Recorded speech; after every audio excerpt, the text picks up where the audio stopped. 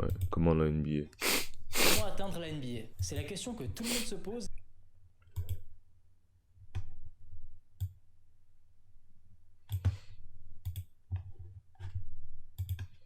Alors là, on va faire comme si j'avais 14 ans et que je connaissais rien, que je voulais aller à la NBA en gros. Et bizarrement, personne ne connaît vraiment la réponse. J'ai travaillé sur cette question pendant des semaines. Quels profils ont le plus de chances de réussir, le chemin pour y arriver, les qualités à avoir. Et les amis, je crois que j'ai enfin trouvé la réponse. Ok.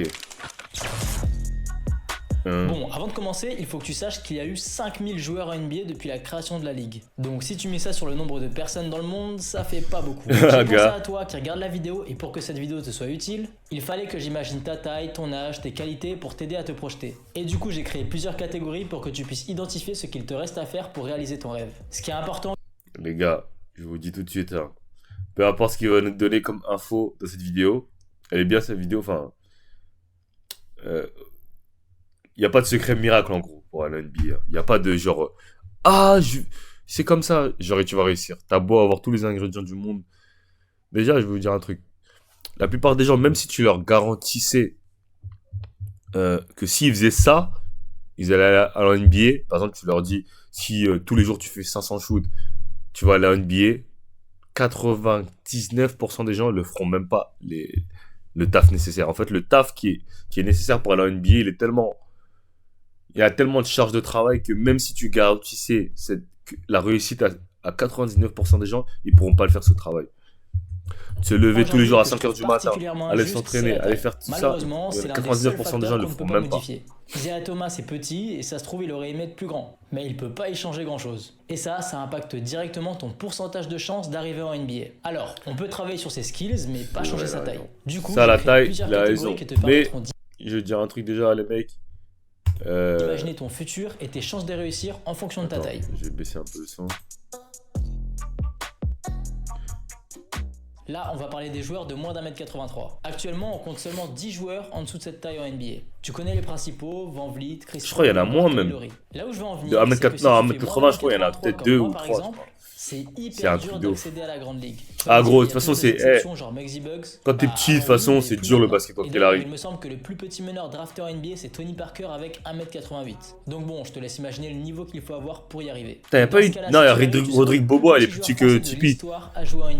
Non, je Dans crois les Rodrigue 50, Bobo, par il est exemple, plus la petit, moyenne de taille que d'un Tony meneur était Parker. Donc je sais d'1m83. pas, il fait quelle Et taille, mais... ça a bien évolué parce qu'actuellement, on est aux alentours du 1m90 pour un meneur de jeu. En plus de ça, 1m80, c'est à peu près la taille moyenne d'un homme dans le monde. Ce qui veut dire qu'il y a C'est pas énormément de 1m70? joueurs de basket aux 1m80, alentours de ça me cette paraît taille beaucoup, pour non? très peu de place en NBA. La concurrence est donc Je crois que rude c'est et pour 1m70 y la arriver, taille il faut moyenne se d'un... démarquer. Bon, ça peut faire un peu flipper ce que je suis en train de te dire, mais je veux surtout pas te démotiver. Voilà. Le but c'est de trouver un Mais chemin bah- à suivre pour y arriver en fonction de ta taille et je compte bien le faire. Si tu fais ou feras à peu près 1m83, voici les qualités qu'il te faudra si tu veux espérer arriver en NBA. Comme tu le sais, la NBA réunit les meilleurs athlètes du monde et des meneurs pas athlétiques et peu costauds, bah en fait il y en a pas. Tous les meneurs vont vite, sautent haut et sont plutôt costauds. Sur ceux qui font moins d'1m83, si je prends les exemples que j'ai cités, Chris Paul est capable de dunker, Nate Robinson est un monstre, Fred VanVleet est ultra rapide et même Kyle Lowry avec son gros derrière est capable de sauter et de mettre des coups de Il y a un physique. truc qu'il faut En comprendre, fait, les mecs t'es aussi. obligé Athlétique, d'être ça veut pas costaud ou juste hyper dire gainé sauter si tu veux haut. résister au choc face aux autres Athlétique, il y joueurs a qui sont tout. tous Il y a plus grands la que toi. force, T'as compris, si tu veux le arriver en NBA, t'es physique. obligé de travailler ton physique. Et d'ailleurs, si tu veux dunker, Tu j'ai vois, fait il y un a programme tout de ça. 120 C'est pas exercices que juste tu peux faire sauter avec haut. ou sans matériel depuis chez toi et je te mets le lien Le en physique. description. Bon, en tant que meneur en NBA, il faut savoir gérer une équipe, gérer le tempo, Tu vois, driver parce ses que par exemple, coéquipiers Triangle, et c'est un être le meneur qui est relais du considéré coach pas sur le athlétique, terrain. mais il est La archi plupart de ces rapide, choses s'apprennent archi en jouant, quick. donc ça va. Tu vois ce Mais que il je faut veux aussi que dire? tu sois une menace offensive, que tu saches C'est attaquer les le qualités panier, athlétiques. tirer, jouer Mais sur au des niveau pick du and roll, jump et tout, créer il des a pas de opportunités jump. pour Tu tes vois. coéquipiers. Et bien sûr, il faut que tu aies un très gros dribble et une bonne vision de jeu. Meneur, c'est de loin le poste de jeu le plus compliqué si tu veux Ouais, c'est ce atteindre que la les gens ils NBA. disent. Le Et meneur, c'est le encore poste le plus plus si dur tu au n'es monde. pas très grand. D'ailleurs, il faudra aussi que tu saches défendre parce que tu seras l'un des plus petits sur le terrain. Et une des Gros, si raisons tu sais pour pas lesquelles défendre en il y a NBA, peu de t'es petits mort, ils vont faire meneurs que en t'attaquer. NBA, c'est aussi Vous voyez simple. Fournier, Il y par aura un exemple, il joue mismatch pas à parce chaque que fois sur le il sait terrain, pas et si défendre. tu ne sais pas S'il défendre, avait il une a défense rapidement un toit genre pour moyenne, t'attirer. Mais tu l'as compris, si voire tu haute, fais ou il feras aux jouerait genre. alentours d'1m83, Alors dis-toi, il va juste parce falloir que que tu c'est charbonnes deux une fois plus que les liability en autres si défense, ton il joue rêve pas. c'est d'aller en NBA. C'est un Et truc de ouf, globalement, hein. si ta taille c'est ça Pourtant, et que il tu as pourra après grave fini ta apporter en attaque. croissance, Vous tu avez as vu qu'en une chance défense, sur 1 million d'y il arriver. défend pas, et bah il jouera jamais. Bon, si tu es entre ces deux tailles, tu augmentes légèrement tes chances d'y arriver, mais on va pas se mentir, c'est quand même une galère. En gros, il va falloir que tu sois l'un des plus gros prospects français, parce que voici la taille des Français qui ont récemment été draftés. Les gars. En fait, les gars, je vais vous dire un truc déjà. Si vous voulez aller en NBA, si votre but c'est d'aller en NBA, déjà, faudra déjouer les pronostics déjà. Faudra pas écouter ce que les gens ils disent, faudra pas écouter ce que les trucs ils disent, ce que par exemple, comme dans cette vidéo quand ils disent ouais, mais les pourcentages, tout ça, si tu vas à la NBA, tout ça là, ça compte plus en fait. Tu vois ce que je veux dire? T'as pas le temps de regarder, ouais, il y a les Français qui sont draftés à 89, t'as pas le temps frère. Tu vois ce que je veux dire? Ouais, c'est une Les dinguerie. pourcentages pour que Globalement, il tu y faut dire que arrives, tu es une bonne c'est le qualité pour moins les citer possible, pour tu les vois. meneurs de moins Donc, faut 1m83. même pas te Mais là, mettre pour le coup, il les y a idées pas comme mal ça de dans la tête joueurs parce qui ont que réussi ça, à je pense, rentrer ça en te NBA décourage en plus se qu'autre chose, focalisant tu sur vois. quelques gros points Pour les forts. gens qui Par sont faibles exemple, un mentalement, Dennis surtout, de toute façon, Smith si est un t'es faible monstre mentalement, tu athlétique, vas pas NBA, mais tu vois. il a pas 10 000 autres talents. Un Stephen Curry est un monstre au shoot, mais pas un super bon défenseur. Un joueur comme Kyrie n'est pas le meilleur Bah, passeur, je vais mais juste un donner un très bon exemple. dribbleur. Et Patrick Beverley est un chien de Ce garde, qui est mais vrai, pas un c'est bon que... shooter. Je sais pas si tu vois ce que je veux Quoi? dire, mais en gros, tes Non, non, attributs sont non, pas les obligés. gars. Par contre, il y a un truc qui dit qui est pas très vrai. Les gars, les joueurs NBA sont tous chauds. Genre Patrick Beverley, il tourne à 35 points de moyenne en high school. Genre, quand il était en Team USA avec Stephen Curry et tout, c'était le leading scorer. Faut pas croire que Patrick Beverley, c'est pas un gars qui est bon à l'attaque. Patrick Beverley, il a ses skills en attaque. Mais c'est juste qu'il a réussi à venir en NBA avec. Il a réussi à arriver en NBA avec son attaque. Donc, tu vois. Sa défense, pardon. Donc, c'est pour ça qu'il fait le chien de garde et tout. Mais Patrick Beverley, croyez-moi, les gars, il est très très chaud, gars. Il est très très chaud.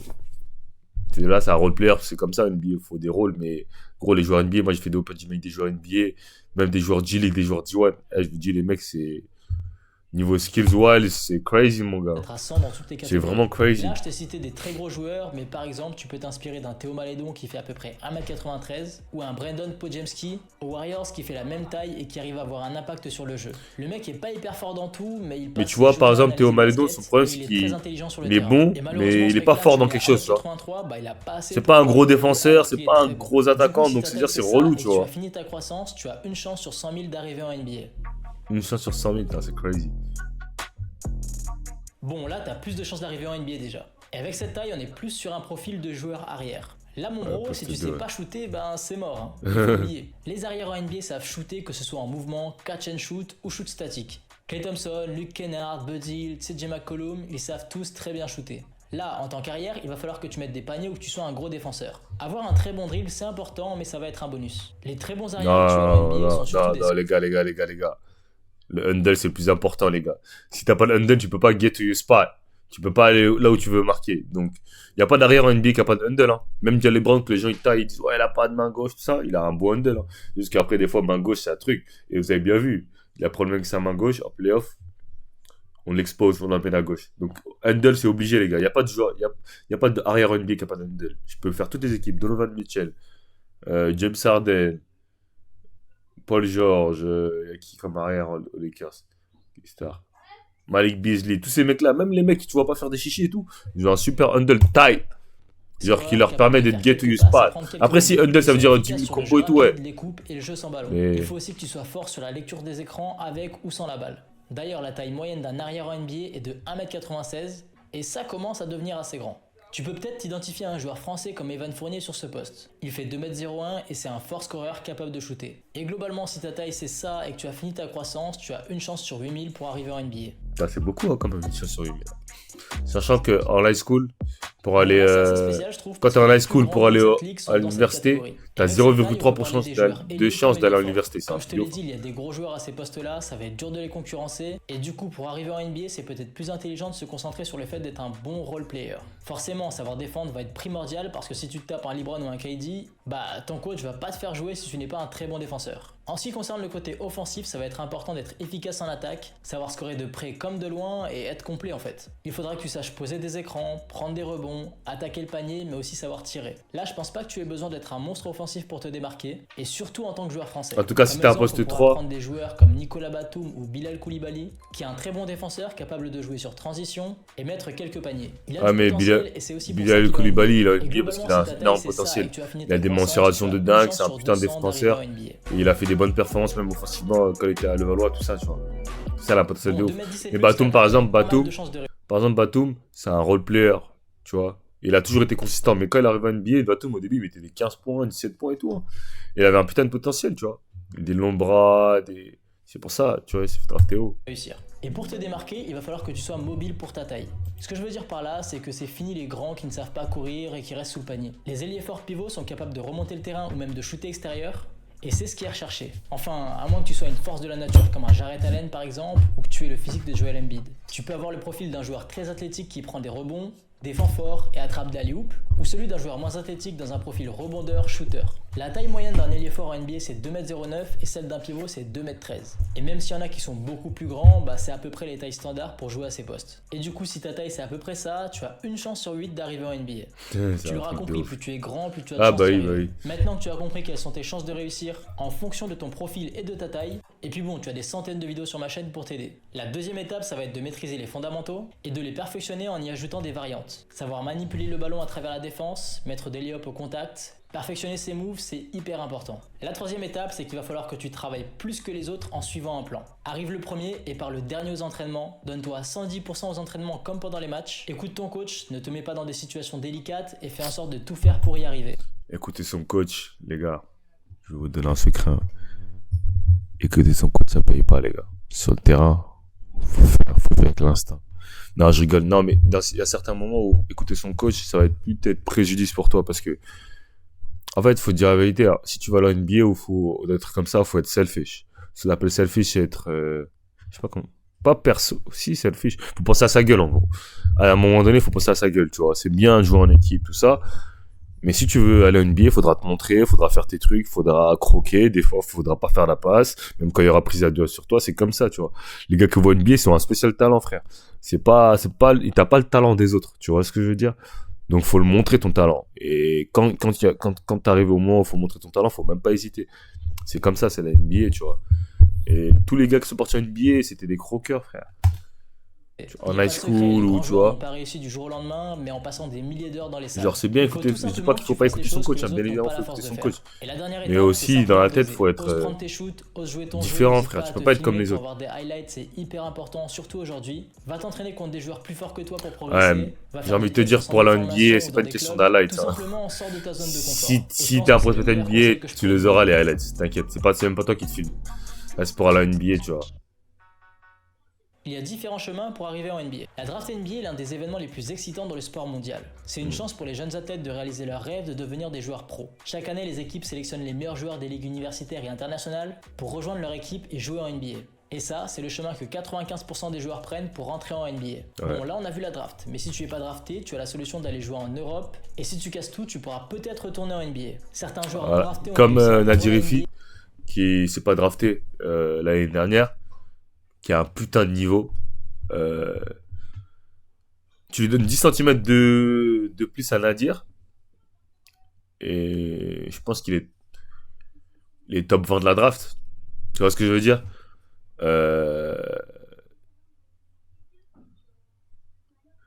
Tu vois, c'est chaud, en fait. Plus t'es petit, en fait, ils ont raison. Plus t'es petit, plus t'es chaud. Pour ceux qui connaissent Nadir Effi, qui connaissent son jeu, allez le voir allez taper ses highlights et tout. Le mec, il est archi fort, tu vois. Il y a pas de... On peut pas deny ça, tu vois. Mais la taille, ça rentre en compte quand t'as une NBA. Et des meilleurs petits forts, il y en a des millions au State. Tu vois ce que je veux dire? Donc, en fait, genre, on va pas build une franchise autour d'un petit Meller. Tu vois ce que je veux dire? Euh, donc voilà, c'est chaud en fait quand t'es petit et t'es Meller. Mais c'est pas fini, tu vois. Il peut partir en Europe tout bousillé et avoir une chance pour l'NBA, tu vois. Fernando Campazzo et tout, tous ces mecs-là, ils ont eu des chances, tu vois. Sergio Rodriguez, même s'ils sont un peu plus grands. Mais pour se faire drafter déjà, c'est hyper compliqué. Pourtant, c'est pas une question de niveau ou de jeu. Nadir, il a largement le niveau. Après, peut-être que s'il avait explosé plus tôt, mais bon, ça c'est truc que tu contrôles pas. Donc si par exemple il avait, je vais pas dire ce niveau-là, mais ouais, on va dire en gros ce niveau-là à 18 ans, et il était vraiment jeune, tu vois, comme les Bilal Koulibaly et Wembanyama, tout ça, parce qu'ils prennent beaucoup ça en compte aussi la NBA, tu vois, d'arriver plus tôt. Quand t'as 18 ans et quand t'as 21 ans, c'est pas pareil. Quand tu vas à la draft à 18 ans, 21 ans, ils te prennent pas pareil, tu vois. Et voilà, ces mecs-là comme Francisco, Ifi et tout, si c'était parti à la draft à 19 ans, 18 ans, ça aurait été Ça aurait pas été la même chose, tu vois. Donc c'est pour ça que je te dis, il y a beaucoup de critères qui rentrent en compte. C'est pas juste niveau de jeu et Crois-moi, tout il et y a tout. vraiment beaucoup de joueurs non draftés qui sont actuellement en NBA. Et d'ailleurs, la plupart de ces joueurs viennent surtout de G-League. Tu peux aller faire des tests, il y a des camps qui sont organisés, ou alors tu peux même directement être contacté par l'équipe si tu n'as pas été drafté par exemple. Bon, ça c'est à peu près les seules façons que je connais pour entrer en NBA. Les chemins sont différents mais pas inaccessibles donc c'est plutôt sympa. Même si accéder en NBA c'est très difficile, ça ne veut pas dire que ça ne peut pas être un de tes objectifs. Je pense que c'est bien de La NBA, pour la NBA, c'est pas très difficile, hein. Ça relève de l'impossible, en fait. Tu vois, c'est l'impossible qui devient possible. C'est pas question de très difficile ou truc. C'est quelque chose qui est impossible, en fait, de base. De base, tu vois, de base. De base, c'est impossible, et après, tu rends le truc possible, tu vois. Mais quand tu vas arriver en U15, en U13, tu vas dire à quelqu'un, je veux aller à la NBA, ils vont rigoler, tu vois ce que je veux dire. C'est pour te dire tellement c'est insane, tu vois. La NBA, c'est un truc de ouf. compliqué à atteindre pour se pousser à réussir de grandes choses. Et qui sait, même si tu n'y arrives pas, il y a peut-être d'autres opportunités qui se présenteront à toi. Si j'ai fait cette vidéo, ce n'est pas pour en décourager certains. Au contraire, je veux que vous soyez conscients que c'est dur d'y arriver, Il a raison. et que si on s'en donne les moyens, c'est possible. J'espère que la vidéo t'a été utile, et qui sait, peut-être que ça sera toi le prochain. Let's go. Bon, c'est tout pour aujourd'hui, les gars. Ah, on a fait 3 vidéos. Je vais dormir un peu, me reposer un peu. KO. Non, je rigole, on va pas dormir. On doit aller taffer, j'ai un rendez-vous, je dois aller manger là. Avec un client à moi. Donc, faut aller prendre un petit bag là. Likez, commentez, dis-moi si vous voulez que je fasse plus de live. Si vous voulez plus de live, laissez un commentaire. Abonnez-vous, bien évidemment, sur ma chaîne Mister Paris 2. Et voilà.